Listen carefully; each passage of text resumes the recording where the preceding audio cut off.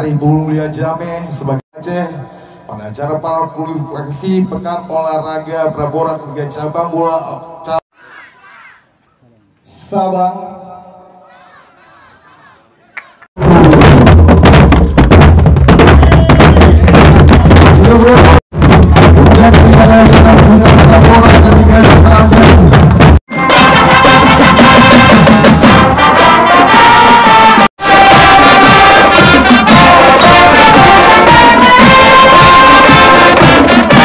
Cabang terakhir juga ditayangkan secara live streaming. Sabang jual. Ada kuis Sabang itu. Akun bakpia.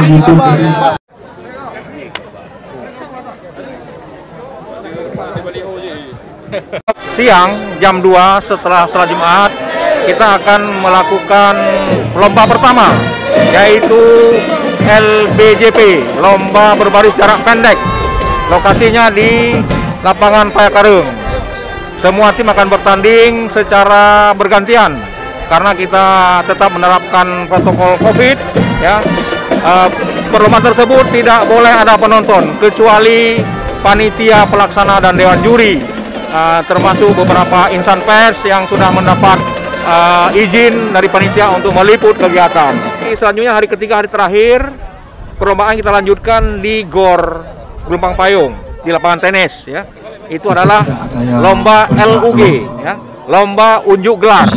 Nah, di sana juga secara bergantian, mulai dari pagi sampai sore.